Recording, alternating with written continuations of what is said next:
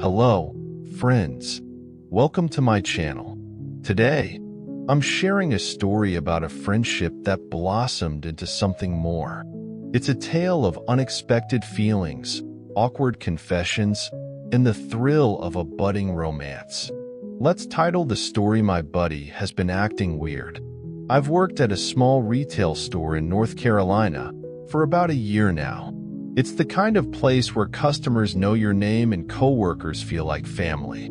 About 2 months into my job, Alex joined the team. Alex is the kind of guy you can't help but notice. Tall, broad-shouldered, with a friendly, easygoing vibe. He's one of those people who can make a room feel lighter just by walking in. I didn't think much of it at first.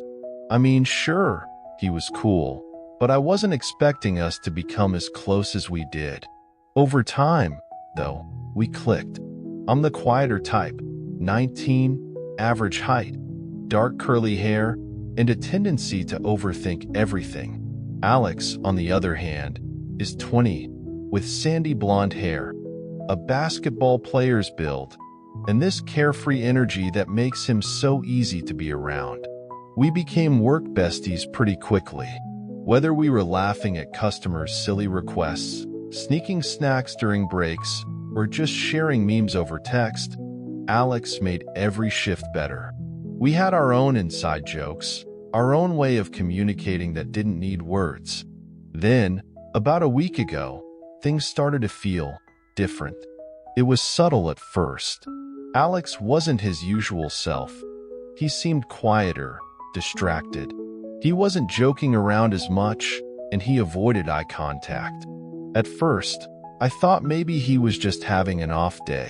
But then the off day turned into an off week, and I started to notice other things. For one, he stopped initiating conversations with me. Normally, Alex would be the first to greet me with a fist bump or a teasing, "Ready to crush it today, superstar?"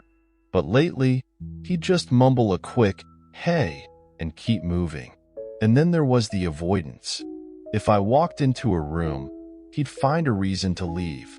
If we were both with a group of coworkers, he'd barely look my way. It was like he was deliberately keeping his distance, and I had no idea why. It got to the point where I couldn't ignore it anymore.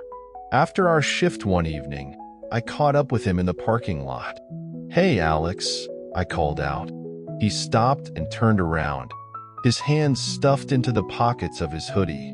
"What's up?" I hesitated, not wanting to seem overly dramatic. "You've been acting kind of weird lately. Did I do something to upset you?" Alex's eyes widened, and for a second, he looked genuinely startled. "What? No, not at all. Why would you think that?" "Because you've been avoiding me," I said, trying to keep my tone light but firm. Alex sighed and looked away. "It's not you, man. I swear. I've just had a lot on my mind." I wanted to press him further, but something in his expression made me stop. He looked conflicted, like he was battling something internally. "Okay," I said finally. "If you ever want to talk, I'm here." He nodded, muttering a quiet thanks, before heading to his car. The next day at work, things were the same. Alex was distant, and it was starting to drive me crazy. I tried not to take it personally, but it was hard not to. We'd been so close, and now it felt like he was shutting me out completely. Later that evening, after I'd clocked out, I got a text from him. "Hey." Just that one word. I stared at the screen for a minute, debating whether to reply. Finally, I typed back, "What's up? Can I come over? There's something I want to talk about." I blinked at the message, surprised. Alex had never been to my house before. Sure, we hung out at work and texted a lot, but outside of that, our friendship had always stayed within those boundaries. "Yeah, sure," I replied, sending him my address. About 20 minutes later, Alex showed up at my door. He was dressed casually, in a hoodie and jeans, but he looked unusually tense. "Hey," I said as I let him in. "Hey," he replied, glancing around nervously. We sat down in the living room, and for a moment, neither of us said anything.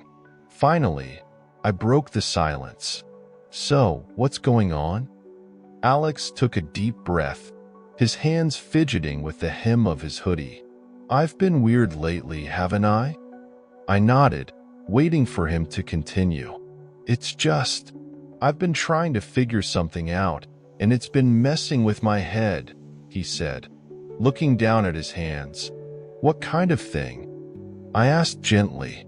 Alex hesitated, then finally met my eyes. "It's about us." My heart skipped a beat. "What do you mean?" He sighed, running a hand through his hair. "I've been feeling something I've never felt before, and it's confusing as hell. I don't know what it means, and I didn't want to mess up our friendship, so I've been avoiding you." I stared at him, my mind racing. Was he saying what I thought he was saying? "Alex," I started, but he cut me off. "Just let me say this, okay?" he said, his voice shaky. "You're my best friend, and I value that more than anything. But lately, I've been realizing that I feel more than that, and I don't know what to do with it." There it was. The words hung in the air between us, heavy and raw. For a moment, I didn't know what to say.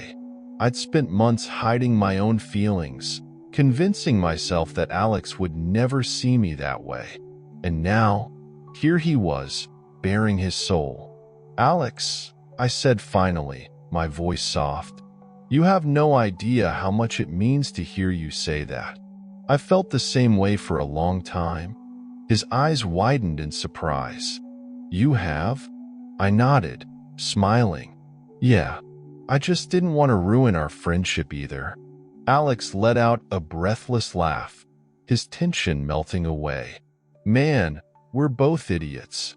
"Yeah, maybe a little," I said, laughing with him. We spent the rest of the evening talking, sharing things we'd both kept bottled up for so long. It felt like a weight had been lifted, like we were finally being honest with ourselves and each other. By the time Alex left, it was clear that our friendship had shifted into something new, something neither of us had expected, but both of us were ready to explore. As he walked out the door, he turned back and gave me that signature grin. "See you tomorrow, bud." "See you tomorrow," I replied, smiling back. And for the first time in days, everything felt right. And now he's snoring next to me with one arm over me as I type this. I had to share this because things like this just don't happen to me, especially not with a guy. It all came together so unexpectedly, and I still can't believe it.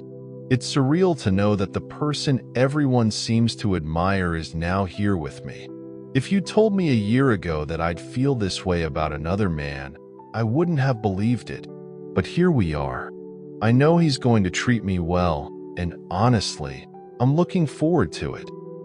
It'll be a change, letting someone else take care of me instead of always being the one doing the caretaking. But I'm excited to see where this journey takes us. If you're curious about how things unfold, let me know. I might just keep you updated.